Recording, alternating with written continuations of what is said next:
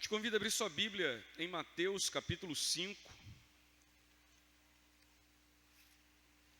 Hoje retomaremos a exposição da bem-aventurança. Felizes são.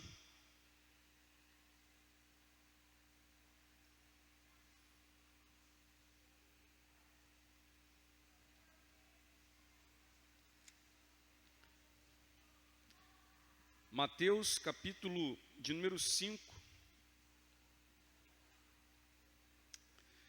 A partir do versículo 1, diz assim.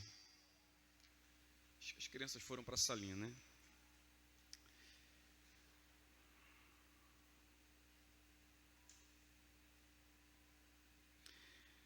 Quando viu as multidões, Jesus subiu ao monte. Havendo-se assentado, os seus discípulos se aproximaram e ele começou a ensinar-lhes, dizendo: Bem-aventurados os pobres em espírito, pois deles é o reino do céu. Bem-aventurados os que choram, pois serão consolados. Bem-aventurados os humildes, pois herdarão a terra. Bem-aventurados os que têm fome e sede de justiça, pois serão saciados. Bem-aventurados os misericordiosos, pois alcançarão misericórdia. Bem-aventurados os limpos de coração, pois verão a Deus. Bem-aventurados os pacificadores, pois serão chamados filhos de Deus. Bem-aventurados os perseguidos por causa da justiça, pois deles é o reino do céu. Bem-aventurados sois, quando vos insultarem, perseguirem e mentindo, disserem todo mal contra vós, por minha causa. Alegrai-vos e exultai, pois a vossa recompensa no céu é grande, porque assim perseguiram os profetas que viveram antes de vós. Vamos orar? Senhor, em nome de Jesus, o teu Filho, nós suplicamos que o Senhor continue a falar conosco. Te damos graça pelo privilégio de nos reunirmos e cantarmos hinos espirituais, bendizermos ao teu nome, confessarmos, Senhor, diante de ti em oração. E agora, Senhor, queremos escancarar o nosso coração para ouvir-te, compreender a tua palavra. Suplicamos, Senhor, fala conosco, que os nossos ouvidos, Senhor, que o teu Espírito possa operar e atuar neles, a fim de que a tua palavra seja prontamente recebida, entendida, e o Senhor também possa agir em nós, nos dando ânimo e força para cumprir a tua palavra, para viver a tua palavra, porque nós não precisamos apenas da ação sobrenatural do teu Espírito a fim de nos fazer entender, mas precisamos dessa ação do teu poderoso Espírito, Senhor, para nos fazer viver aquilo que de ti recebemos. Senhor, no final de tudo isso, receba a glória que é devida a ti, porque sabemos que todas as vezes que temos a oportunidade de receber da tua palavra, Senhor, isso nada mais é fruto da tua graça para conosco, a tua igreja, e por isso te louvamos. Em nome de Jesus nós oramos. Amém. Amém.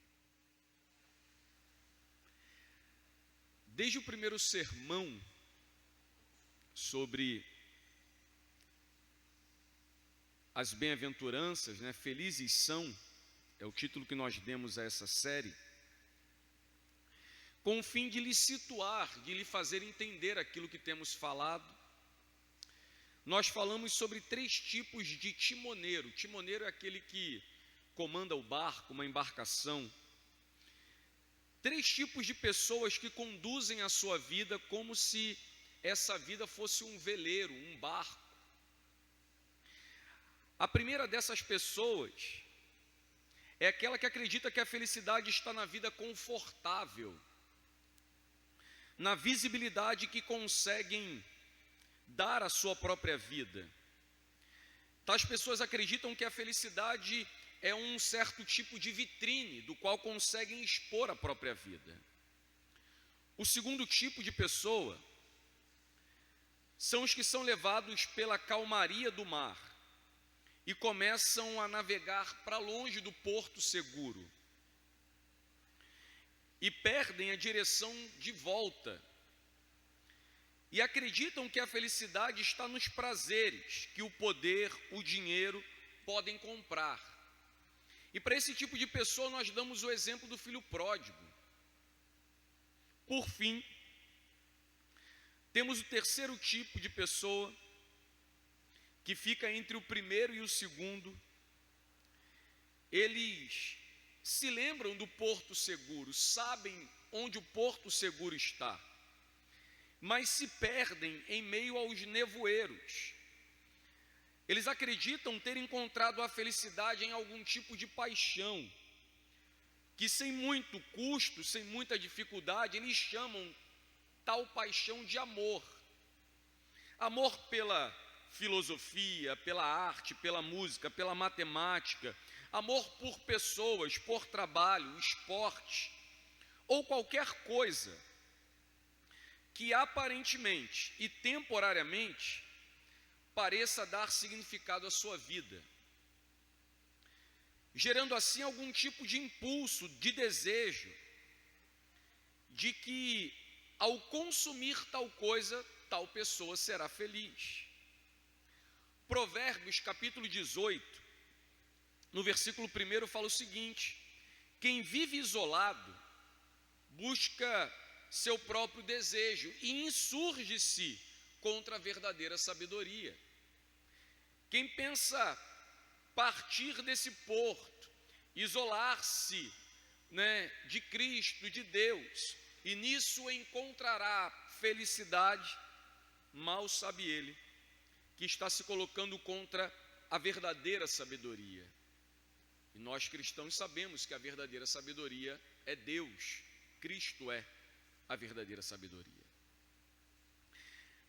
Há algo em comum entre esses três tipos de pessoas que eu tenho apresentado a vocês.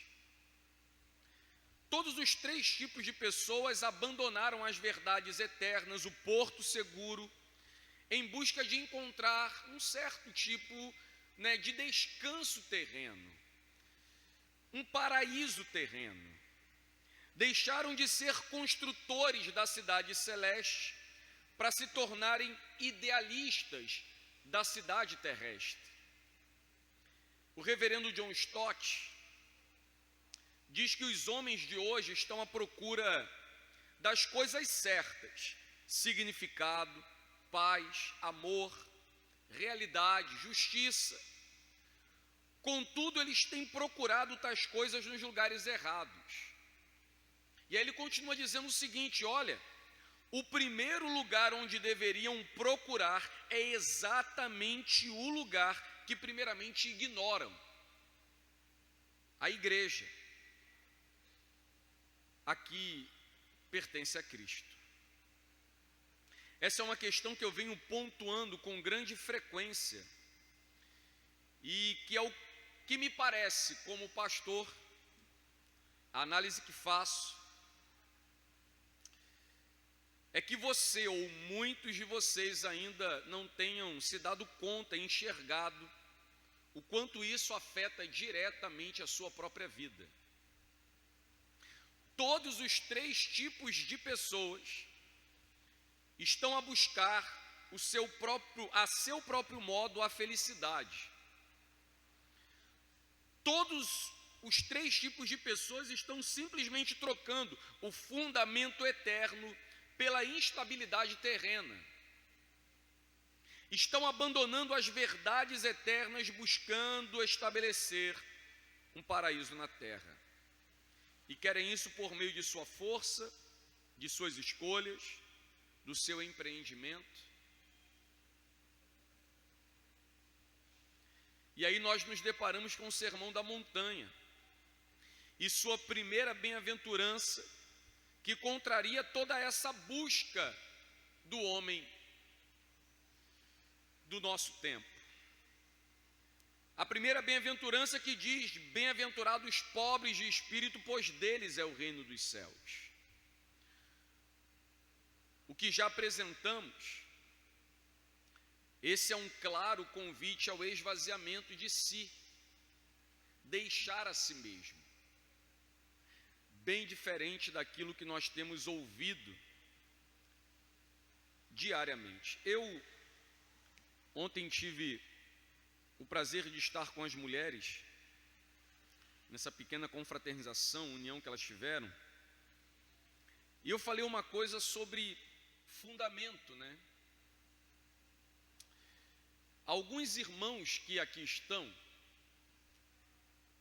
já me ouviram pregar o sermão da montanha, talvez 2, talvez 3, talvez 4 vezes até.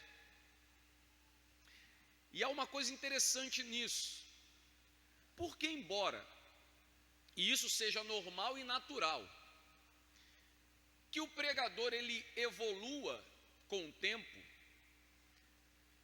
ele passe a conhecer, a entender, a conseguir aprofundar-se, como Jó 28 nos ensina, a escavar mais fundo nessa mina e encontrar pedras, né, ainda mais belas, ainda mais preciosas. Mas o fundamento é o mesmo. Então, seja lá a 14, a 13, a 12, a 10, seja lá quanto tempo tenha, dos quais esse texto foi explorado e exposto aqui, o fundamento não muda, a palavra é a mesma, o fundamento está no mesmo lugar, de maneira que você pode caminhar e ele não fica mudando de posição, ele não fica variando. Então sim, embora há nuances que consigamos explorar hoje, que possivelmente há 10 anos atrás nós não sabíamos tanto, o fundamento é o mesmo. De maneira que basta nos caminhar em direção a essa palavra, basta nos caminhar em direção a essa vontade. E o próprio Deus nos auxilia nessa caminhada.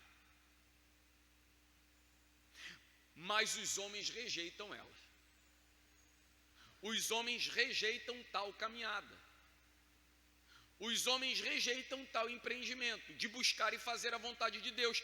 Preferem ocupar-se com fundamentos transitórios. Preferem ocupar-se com as coisas aqui da terra. Preferem ocupar-se com as coisas que mudam e são variantes o tempo inteiro. A felicidade que o mundo oferece, ela é falsa porque ela não é fixa. Ela é falsa porque ela não tem estabilidade. Ela é falsa porque ela não é permanente. Então você busca a felicidade no trabalho. Se eu tivesse tal emprego, eu seria feliz. Você entra no emprego e passa alguns anos e começa a ficar inconformado com aquilo que tem, com a rotina que tem, com aquilo que pratica. Se cansa, se fadiga. Tivemos um exemplo muito interessante com as mulheres sobre, tínhamos 3 ventiladores lá, e um melhor do que o outro, por sinal. E eu usei essa ilustração que falamos, olha, se eu tiver tal ventilador, eu dormirei melhor. E a gente passa para um segundo. Rapaz, aí surgiu um novo, a gente fala, não, esse aqui é bom, estou dormindo razoavelmente bem, mas se eu tivesse o segundo, certamente a noite de sono seria melhor. E aí aparece um terceiro, mais potente, mais silencioso, que mata até pernilongo.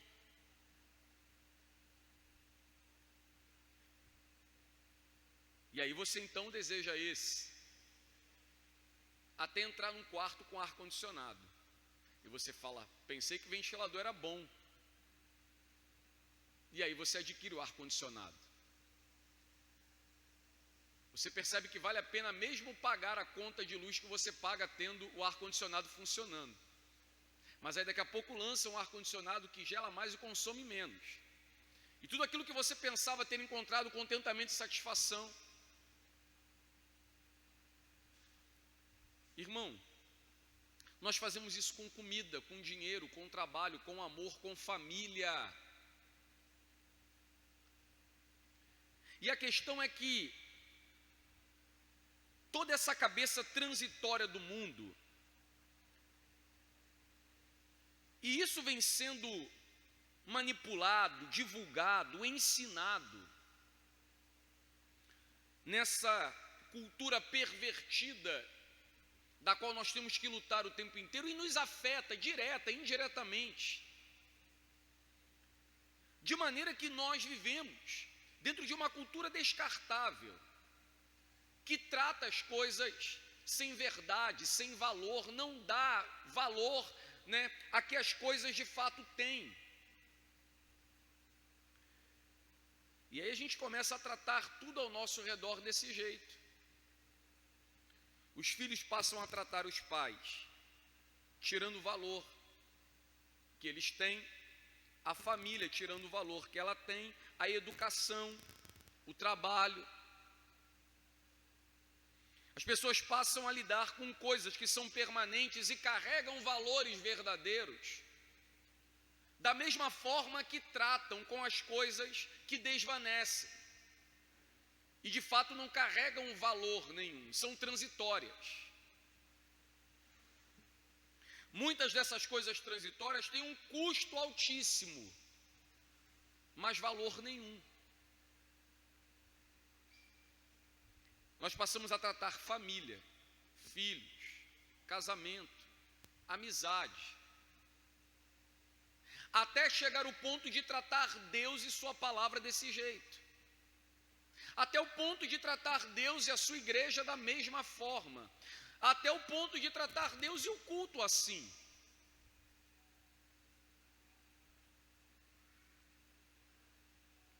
Nos deparamos com o Sermão da Montanha, e essa primeira bem-aventurança que nos convida ao arrependimento. Pobres em espírito.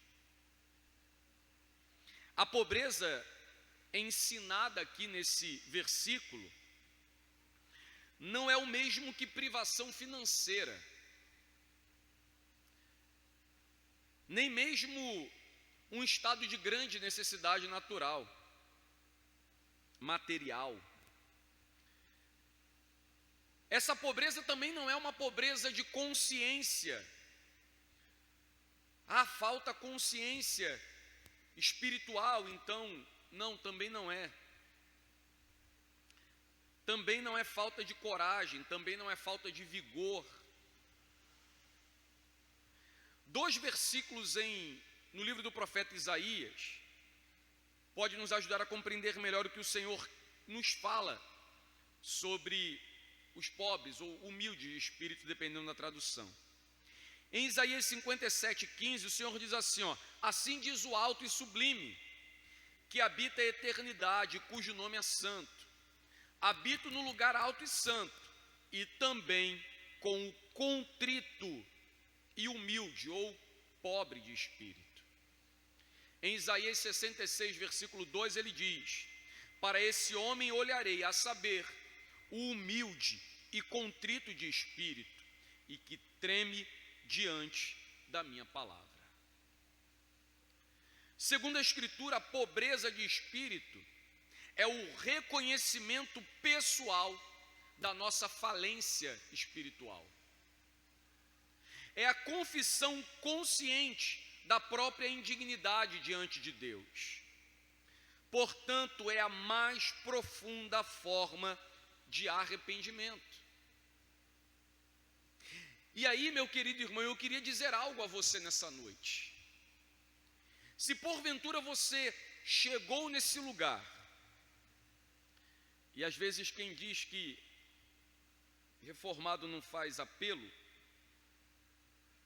todo sermão bíblico, ele é um apelo à conversão, ele é um apelo ao arrependimento, ele é um apelo para que o pecador se volte a Deus. Então, objetivamente isso é um apelo,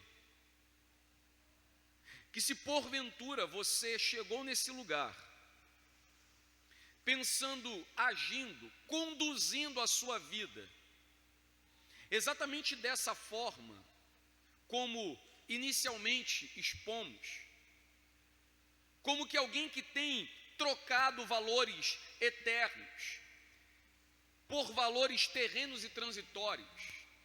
Se você de alguma maneira tem conduzindo a sua vida dessa forma, se você, por exemplo, se enquadra em um dos 3 timoneiros que conduzem a vida para longe do porto seguro, essa primeira bem-aventurança é uma palavra clara de ordem, da parte de Deus para a sua vida. Arrependa-se.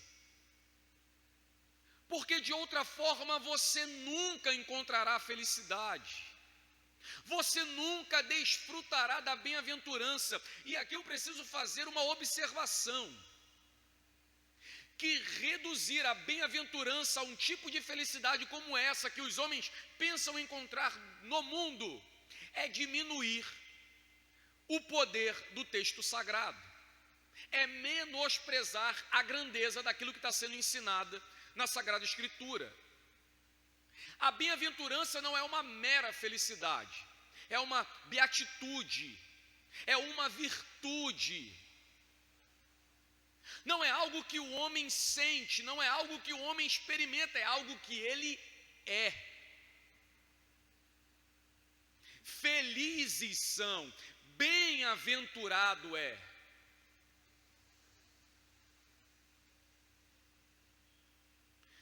Portanto, assim, segundo a Escritura, a pobreza de espírito é o reconhecimento pessoal de sua falência espiritual. É a confissão consciente de sua própria indignidade diante de Deus. Arrependimento profundo. Lembra do publicano que no templo reconhece a sua culpa quando ele diz: ó Deus, tem misericórdia de mim, um pecador. Ou Isaías, no capítulo 6, quando recebe aquela maravilhosa revelação do trono de Deus, e grita desesperadamente: ai de mim, estou perecendo, porque sou um homem de lábios impuros e habito no meio de um povo de impuros lábios. E vi o Senhor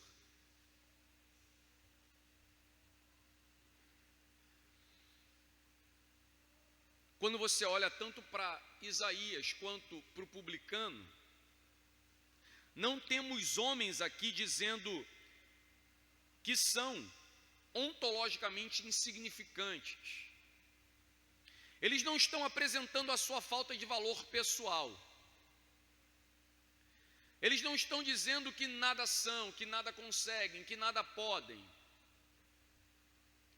Não reduzido a um aspecto profissional, social.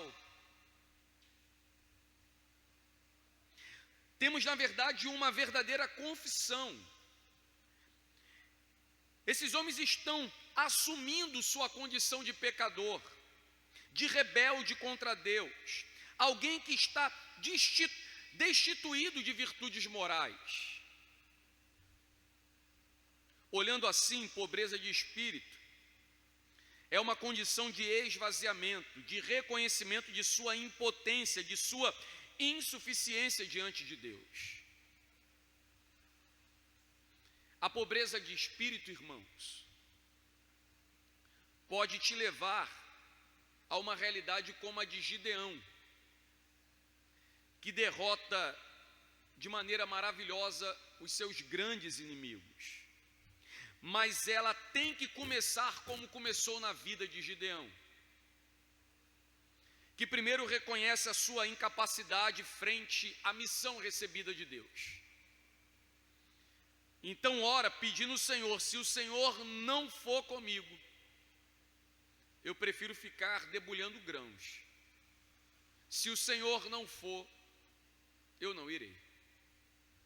É uma dependência completa da ação de Deus para tudo aquilo que somos e fazemos. Mas aqui cabe uma advertência. E esse é um perigo que muitos de nós, irmãos, um erro que muitos de nós cometemos. Não se pode confundir a pobreza de espírito, que leva ao arrependimento, a um desprezo artificial pela própria imagem, ao autodesprezo. O autodesprezo não é o mesmo que pobreza de espírito.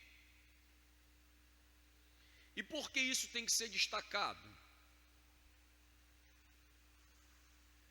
Talvez você possa reconhecer os seus pecados e misérias. Talvez diante de tudo isso, você reconheça que foi responsável por ofender alguém, por promover uma contenda, por desrespeitar alguém, ou mesmo por ferir alguém. Você pode reconhecer ter feito mal a alguém e mesmo assim não se arrepender do que fez. E dar as costas para tudo. Você pode se praguejar, você pode falar mal de você mesmo. Depois de cometer um pecado, você pode se chamar de tolo.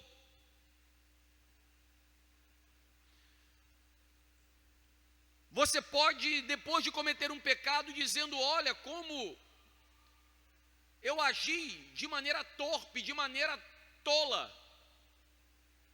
Mas mesmo assim não apresentar nenhum tipo de arrependimento.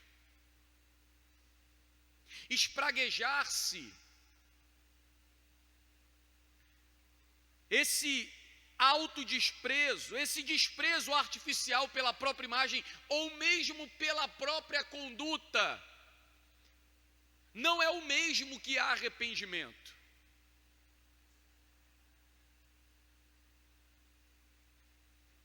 Há muitos que olham e envergonham-se daquilo que cometem hoje, agora. Talvez depois de confrontado pelo poder da Sagrada Escritura, você se sinta confrontado e envergonhado daquilo que fez, mas não arrependido. O remorso te tome o coração, mas não o arrependimento. É preciso repetir que os pobres em espírito ou de espírito são aqueles que, vendo, vislumbrando a glória eterna, esvaziam-se, arrependem-se, lançando em plena e completa dependência de Deus a sua vida. Por isso a importância dessa bem-aventurança. Ela nos faz lembrar que nossa beatitude, que nenhuma beatitude, que nenhuma verdadeira felicidade é possível fora da completa dependência de Deus. O arrependimento requerido aos pobres de espírito é a consciência de que nada representamos na presença de Deus. Portanto, não é algo que possamos produzir por nós mesmos. Não é algo que possamos fazer de modo próprio, pelo contrário, é aquela tremenda tomada de consciência de nossa própria nulidade e incapacidade, quando chegamos a enfrentar Deus face a face, como, por exemplo, o profeta Isaías. Os pobres de espírito não estão a depender do fato de pertencerem a determinada linhagem, família. Não se vangloriam de pertencer a certa raça ou nacionalidade. Essas pessoas também não edificam as suas vidas sobre o alicerce do seu temperamento natural. Nem acredita que haja alguma vantagem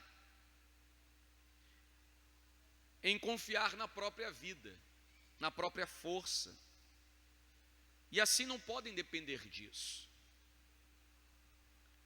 O pobre de espírito, irmão, ele não depende de dinheiro ou de quaisquer riquezas que possa ser possuidor. Eu repito isso. Ser pobre de espírito é sentir que nada somos e saber que nada somos, que nada temos. E também que olhamos para Deus em total submissão a Ele, dependendo inteiramente de sua misericórdia e de sua graça. Ser pobre de espírito é experimentar aquilo que o profeta Isaías provou, aquilo que Pedro provou, aquilo que Paulo provou. É esse reconhecimento da fraqueza, da pequenez, frente à graça sublime de Deus. Cristo lhe convida ao arrependimento através dessa bem-aventurança, dizendo que só são felizes, só desfrutam dessa beatitude aqueles que vazios de si são, pobres em espírito são, dos tais é o reino dos céus. No versículo 4, o texto diz: bem-aventurados que choram, pois serão consolados. Há no mundo ao menos 3 grandes manias. Há no mundo uma mania pelo prazer, pelo riso, pela gargalhada e pela frivolidade. A mania pelo prazer é vista numa busca desenfreada pela própria satisfação. E para muitos essa é a medida da vida.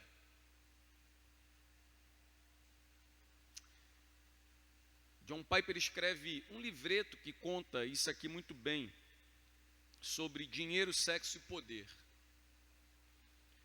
Que isso é aquilo que o homem busca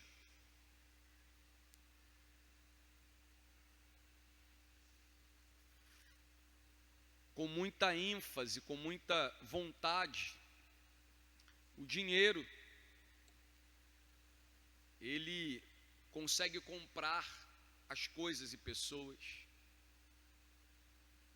Com o poder ele consegue controlá-las. E o sexo, ele tem a intimidade de quem ele quer. Esse é o retrato do homem moderno. O homem que tem mania de prazer. E que pensa que no prazer ele encontra a felicidade. A isso normalmente nós damos nome de hedonismo, muito embora a ideia daquele que é tido como pai do hedonismo, Epicuro, é bem distante dessa ideia de busca de prazer que nós temos no nosso tempo. Há no nosso tempo uma desvirtuação do hedonismo, já que o próprio Epicuro, ele nunca pregou o prazer pelo prazer, o prazer como a medida de todas as coisas. Ele tinha uma ideia muito clara do que significava o prazer, ou a satisfação. Mas no nosso tempo damos o nome disso, chamamos isso hedonismo, que aí é um tipo de doutrina, de ensinamento moral, filosófico, que prega, que ensina que as pessoas têm que ter prazer ao extremo. E os homens acreditam que no prazer indiscriminado está a verdadeira felicidade. O homem do nosso tempo tem mania de prazer. Em segundo lugar, o homem do nosso tempo tem mania de gargalhar, de riso. no mundo que as pessoas estão a procurar é evitar a necessidade de chorar. Elas acreditam que chorar é algo que deve ser evitado. Olhando para as coisas, por exemplo, que se tornam virais na rede social, aquilo que bomba nas redes, o que é que bomba na internet? O que é que dá views nas mídias sociais? Duas coisas. Ou é pornografia,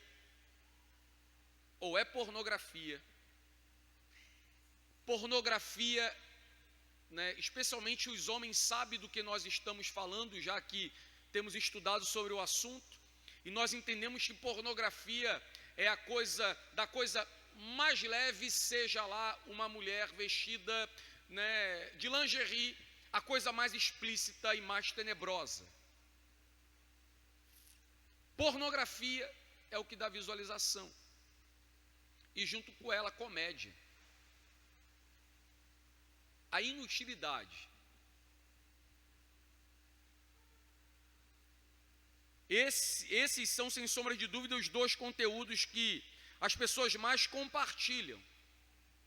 Os cristãos, é claro, né, que por um fio, né, de consciência que possa restar nele, ele tende a abster-se de compartilhar pornografia. E se resta esse fio de consciência também de querer receber. Mas, possivelmente não deixa de compartilhar comédia, aquilo que gera gargalhada. Nós vivemos um tempo onde as pessoas têm mania de gargalhar. E temos, por fim, a mania de frivolidade.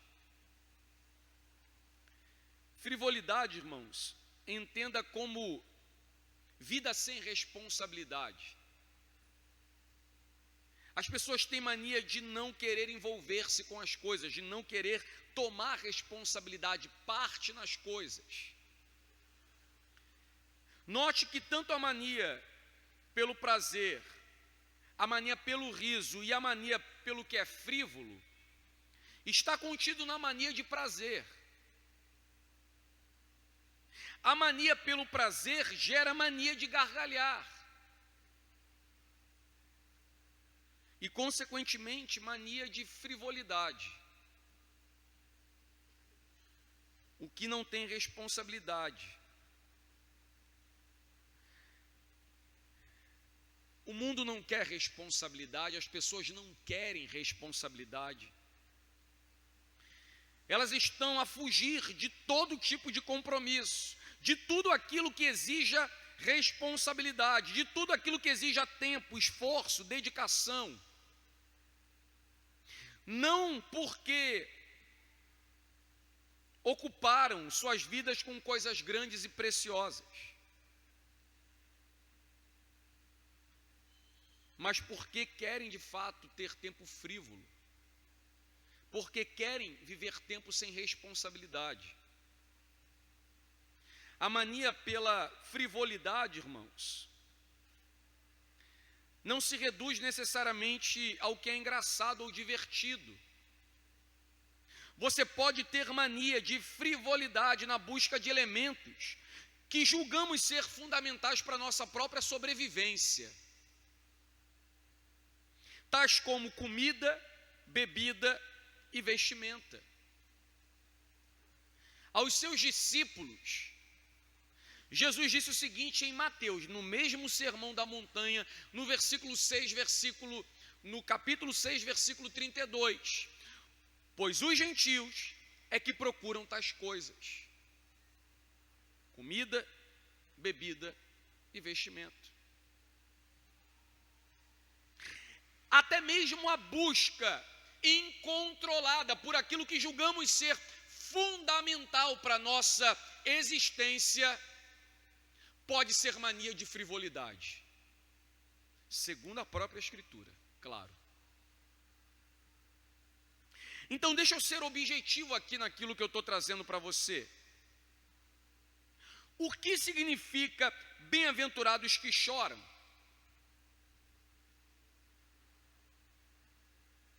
Eclesiastes capítulo 7,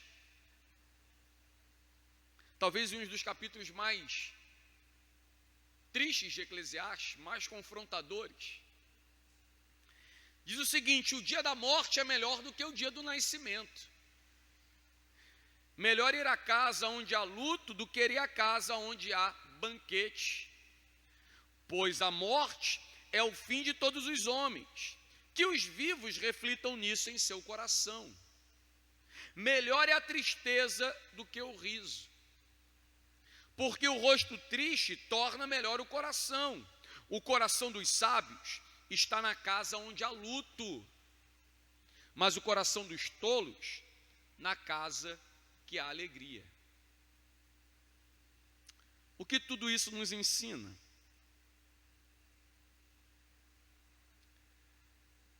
Mateus 5, versículo 4, bem-aventurados que choram, nos ensina que há no choro um elemento que não se pode encontrar no prazer, não nesse prazer pregado, ensinado, que não se pode encontrar no riso, na frivolidade.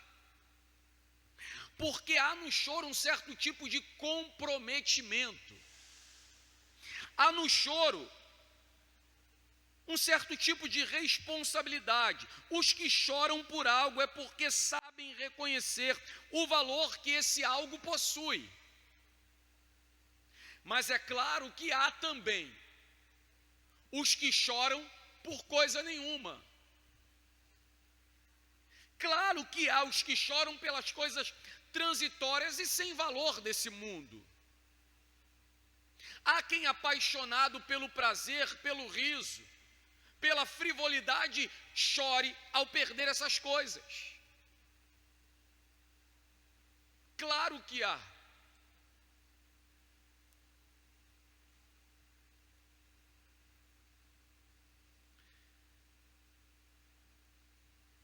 Mas, tomando o texto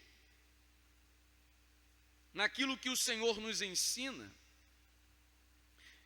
naquilo que é amparado por Eclesiastes 7, há no choro um elemento de responsabilidade, de compromisso. Claro que podemos chorar de alegria por ter recebido algo, não apenas por ter perdido. Podemos chorar por ter sido abençoados, alcançado algo, que sabemos reconhecer que vem da parte do próprio Deus. Como também chorar de tristeza por perder, ver algo partir. Em ambos os casos, há um elo, algo que nos une a isso, ao que chega, ao que vai, ao que recebemos ou ao que perdemos, o que é completamente diferente do riso. Quando o sábio em Eclesiastes fala da casa onde há luto, é uma referência que ali há uma reflexão sobre a própria vida. Reflexão essa que aqueles que têm mania de gargalhar não fazem.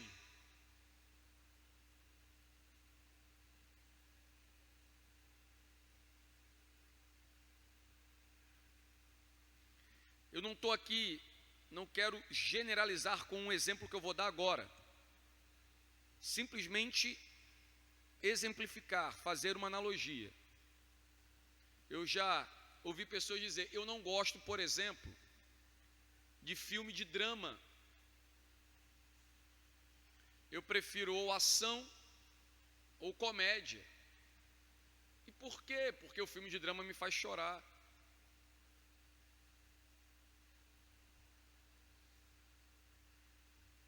Mas é muitas vezes na tragédia onde nós encontramos o significado da vida, onde as principais e grandes lições da vida nos são ensinadas.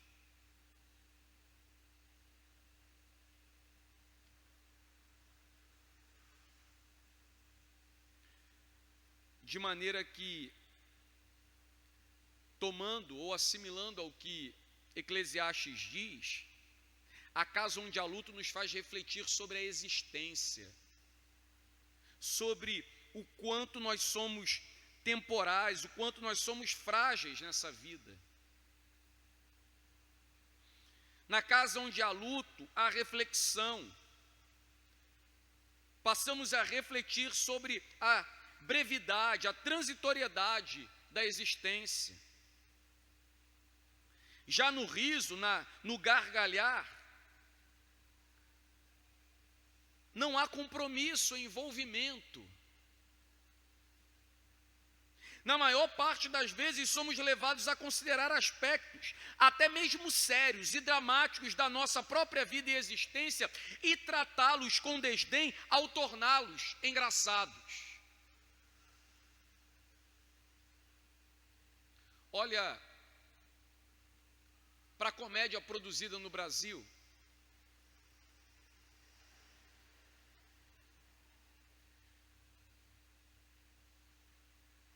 Nos últimos anos, aquela companhia de comédia chamada Porta dos Fundos fez questão de produzir sátira com os elementos e os símbolos cristãos. Fez questão de tentar buscar sujar os elementos de ordem que trouxeram a civilização ocidental até onde está hoje, onde chegamos hoje.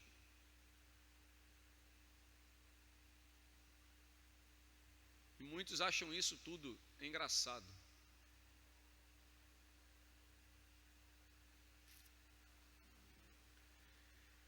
O problema muitas vezes da gargalhada é que nós terminamos por nos deixar levar por esse sentimento de prazer e muitas vezes entregar aspectos sérios, dramáticos da nossa existência, da nossa vida, e tratá-los com desdém quando se tornam engraçados. Perceba aqui que temos 3 manias reunidas em uma só: prazer, riso e frivolidade é mania de prazer. O riso é isso, é um descompromisso com aquilo que é real, aquilo que permanece, especialmente esse pregado e difundido nos nossos dias. Claro que eu não estou aqui pregando e dizendo, é claro, né, as observações e as arestas têm que ser cortadas, aparadas. Isso aqui não é uma proibição ao riso. Afinal, o Senhor é a alegria da nossa alegria. Não estamos aqui aprendendo que, como cristãos, nós devemos ser tristes e carrancudos. Para resumir isso, o que nós estamos aprendendo é que, como cristãos, não podemos ser frívolos, inúteis. Quando Jesus chama bem-aventurados que choram, isso é uma referência a esse comprometimento com Ele e com Sua palavra. Por quê?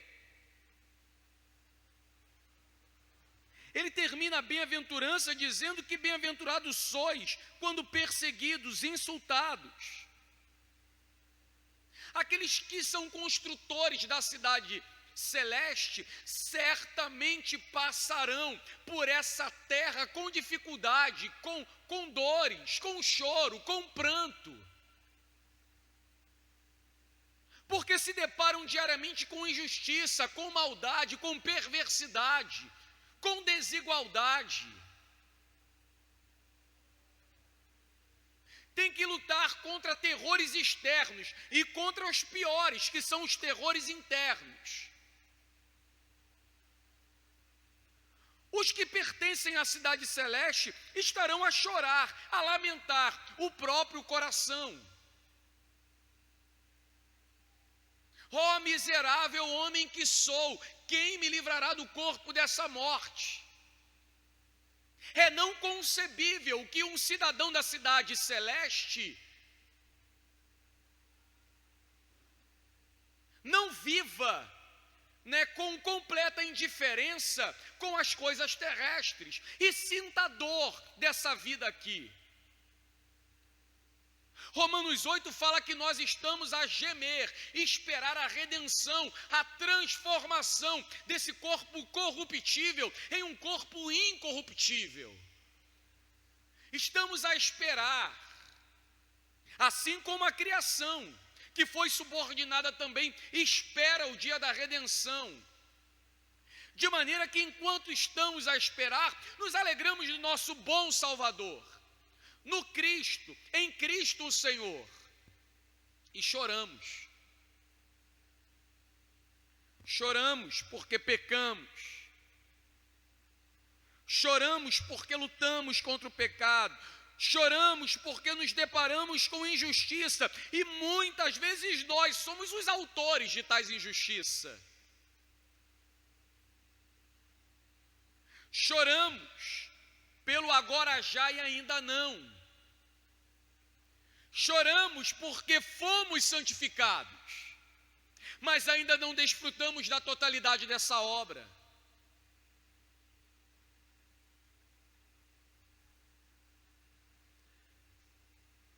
Essa é uma referência a esse comprometimento com a palavra do Senhor.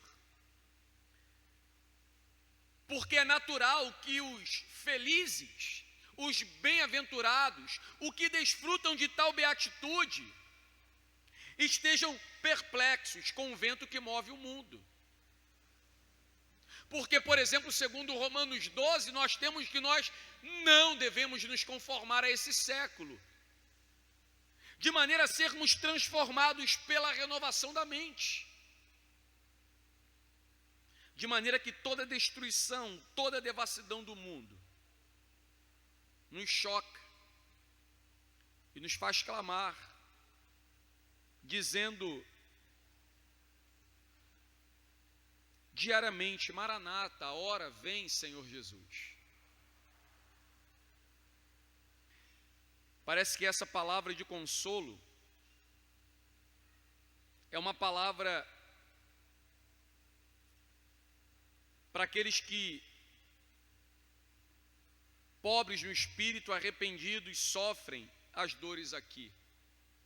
E quando o Senhor fala, serão consolados, é como que Ele dissesse: vocês não vão ficar aqui. Isso não é para sempre. Para sempre não são as dores e os sofrimentos desse mundo. Para sempre é a glória do bendito Deus.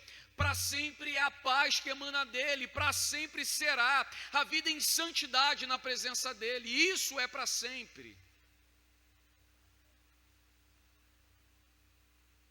Eu caminho para o fim, dizendo que a questão em tudo isso, em torno de tudo isso, é que nós amamos o que é bom, bom, entre muitas aspas aí. Desde cedo nós somos ensinados a amar as coisas boas dessa vida. Amamos e aprendemos o que são as recompensas daquilo que amamos. É algo que devemos esperar e nos esforçar e nos comprometermos a buscar. Mas aí, quando as coisas que amamos e buscamos não chegam, muitos se deparam com frustração, desânimo. Nós aprendemos a associar desde cedo, irmãos, bênção com alegria. Bênção é estar tudo bem. Bênção é água calma, é calmaria. Bênção é dinheiro, bênção é saúde. Bênção é emprego fixo. Bênção, essa é ótima. É Deus não ficar se metendo e atrapalhando aquilo que a gente planejou. Bênção. Contudo, a vida real é mais complexa do que dinheiro, saúde. Há uma famosa música brasileira chamada Samba da Bênção, de Vinícius de Moraes, que parece colaborar para essa ideia hedonista, né, de felicidade. Vinícius de Moraes diz o seguinte: é melhor ser alegre que ser triste. Alegria é a melhor coisa que existe. É assim como luz no coração. Ele não conheceu Salomão.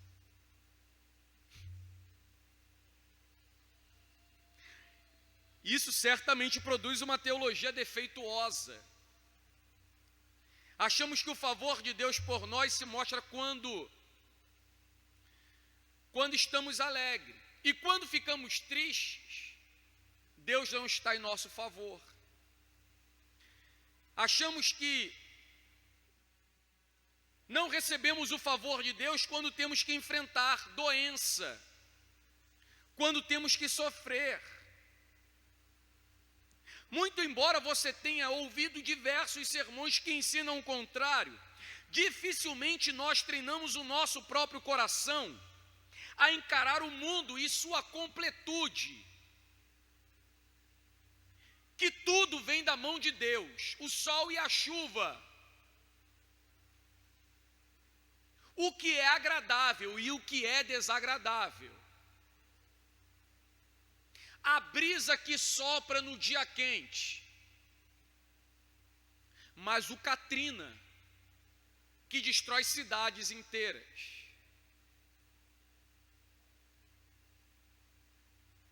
A cura para uma doença, mas a própria doença. O agradável e o desagradável está na mão do Senhor. Ele sobre tudo tem controle. Nós gostamos tanto do riso, da gargalhada, dos prazeres. Gostamos tanto das coisas boas que a nossa tendência, a tendência mais natural é vermos proveito apenas nelas. Daí somos confrontados com o nosso Senhor falando: bem-aventurados que choram. Isso nos mostra que o Santo Evangelho, irmãos, está para além das trivialidades hedonistas propagadas pelo espírito do maligno nesse mundo. Que o cristão, mesmo em dias de pranto e choro, tristeza e angústia, pode esperar do seu bom e maravilhoso Senhor consolo. Bem-aventurados que choram, porque não ficarão aqui para sempre. Porque o justo viverá da fé, como o Senhor ensinou ao profeta Abacuque. Bem-aventurados que choram, porque não permanecerão nesse estado para a eternidade. Serão consolados, terão no seu bom Senhor consolo. Continuamos no próximo domingo, oremos. Senhor, que a Tua palavra faça toda e completa diferença no coração dos Teus filhos e filhas. Que ela triunfe sobre o ego, a vontade, o querer dos pecadores. E os frutos dessa palavra resplandeçam e apareçam diante de Ti. A Ti graças, Senhor, a Ti louvor, em nome do Teu Filho Jesus. Amém.